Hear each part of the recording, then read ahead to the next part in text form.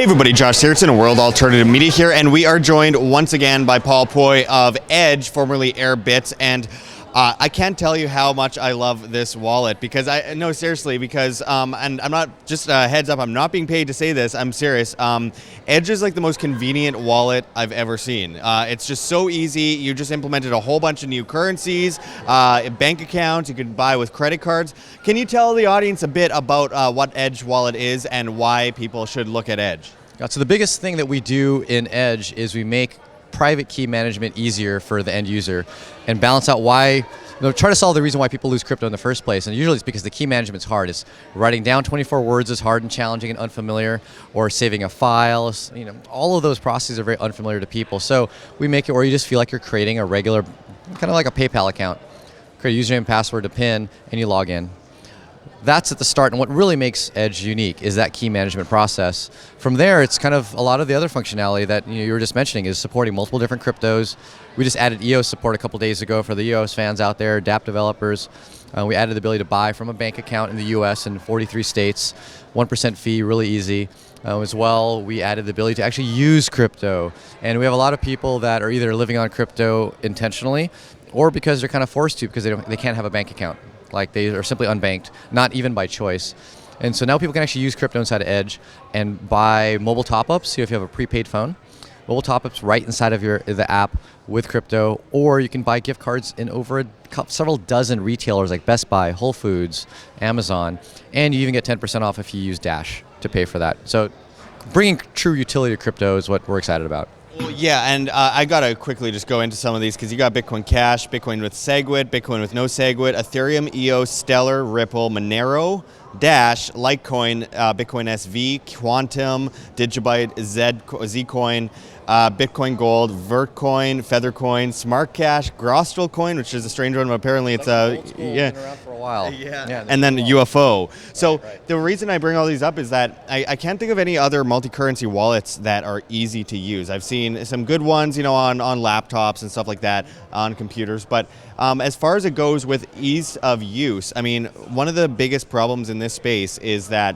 everything's made by programmers for programmers, and the ease of use is the future, not like how can I make a crazy complicated wallet. And I know it's complicated enough to program these things. So can you tell us why you created Edge? So, because I used a bunch of crypto wallets, specifically Bitcoin wallets, back in 2013 when I first discovered Bitcoin, and realized, yes, they were definitely made by developers, for developers, without a clear understanding of what the end user feels like when they touch this technology. And I guess I was both cursed and blessed by my history of being both a developer, but then getting injured and having health issues where I couldn't be a developer again for about 10 years. And I worked in small business as someone that used technology. And I saw the technology and the programs, point of sale systems, and said, okay, I could see what the developer put into this, and I see why they took the shortcuts. But I could see why it also hinders a lot of the adoption or usability. So I come from both sides. I come from as a user that couldn't program, and I also come from the side of being a developer with deep understanding. And so that's been my blessing and the curse, but I'm trying to take that blessing part and apply it into Edge and really feel the app. And once again, we're our worst critics. Like we see 100 things that we need to improve in our own app. We feel like we need to improve, but we want to hear the feedback to see what should be priority. So we try to listen to the user base. See, and it's interesting, you have all the ease of use of Airbitz, which is no longer getting updated. People who have accounts on Airbitz are able to just sign in on Edge, which is a great combination. It's not easy to also bring everyone over from one system to another as well. But with that said, there's so many currencies on there. I don't know when it's going to end. I'm sure at some point you're going to have to say, okay, we got 500 currencies on here. But with that said, you just implemented the use of bank accounts. You could use bank accounts to buy on there, which changes a lot because telling a 90-year-old woman to go on Coinbase and how to get an account and do all this crazy stuff, this is easy. I can show, and I have showed more elderly people that you're teaching them basically in the 1990s how to use AOL, right? Yeah. And you want it to be as simple as possible. and being able to say, look, you can buy crypto with this wallet. Use your credit card, use your bank account. Why did you see the need to like bring the banks into it? Because I know most of us in this community are trying to get away from the banking system, but we also have that fine line of ease of use versus the banking system sucks. So can you go into a bit of that decision? It's very simple. How do you get away from the banking system? You take your money out of it. Right, and so we're helping you take your money out of the banking system and putting it into crypto.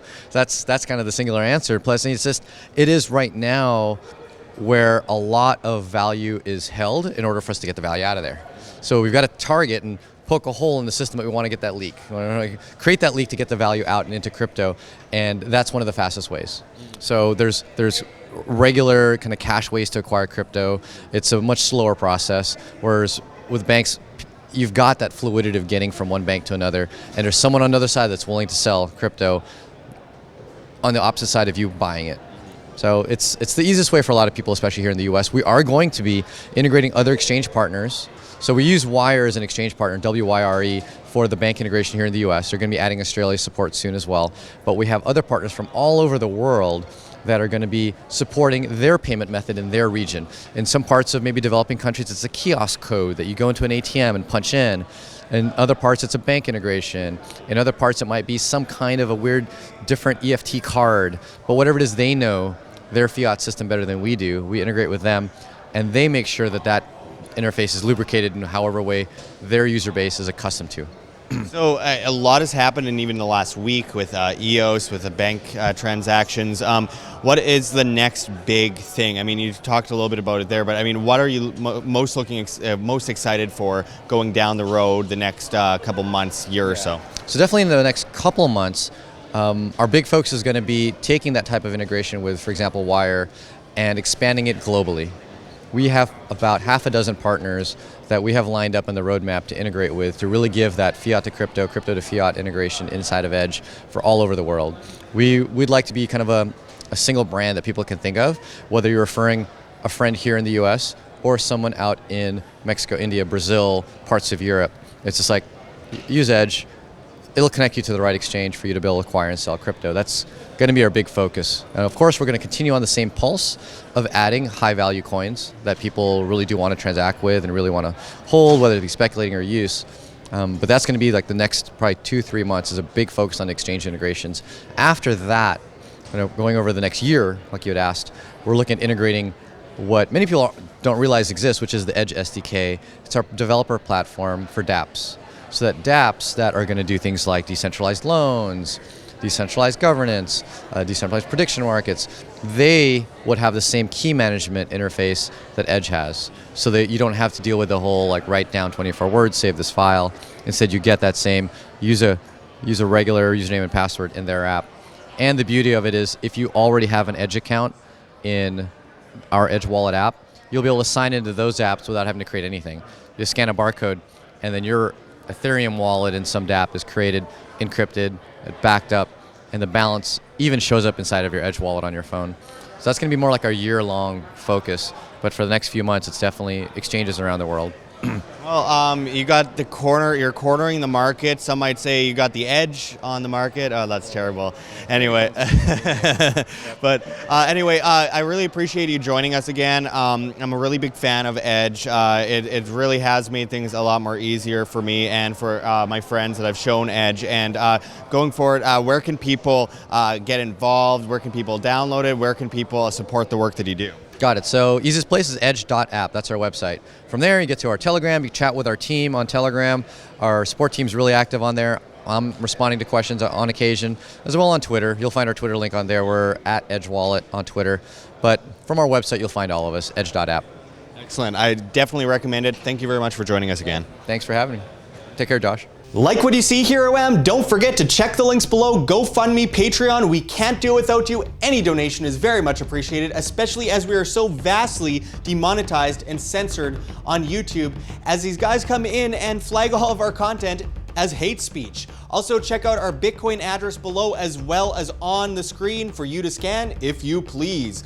And also check us out at steemit.com. We're at Josh Sigurdson. It's a future of social media where you get paid in the upvote of your post in cryptocurrency. Steem, that is. So make sure to check us out there. Make sure to join us at Anarchapulco 2019 with people like Ron Paul, G. Edward Griffin, of course, Jeff Berwick, Vid Jedlicka. So many incredible speakers are going to be speaking. It's just a massively growing event. It is something you have to see to believe. So make sure to check it out below and save money on your tickets by using promo code WAM, that's WAM, and I hope to see you there. Also, check out our newsletter as we are getting demonetized and censored and all that. We don't know what comes next, so we have an email, worldalternativemedia@gmail.com. Send us an email with subject line YES, YES, and we will include you in the newsletter where we will continuously keep you updated. So until next time, thanks for watching, everyone. This is Josh Sigurdson signing out from World Alternative Media. Find the truth, be the change.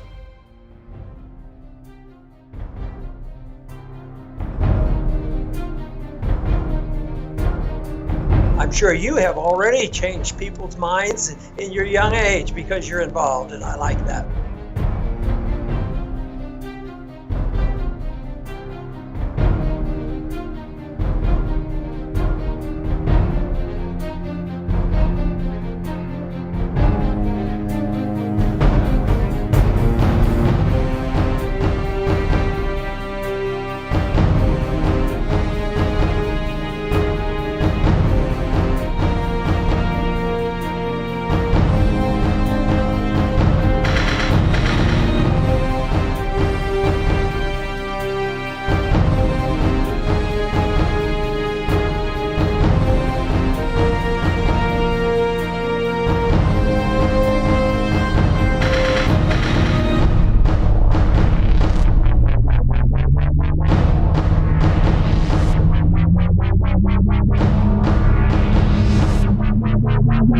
Thank you.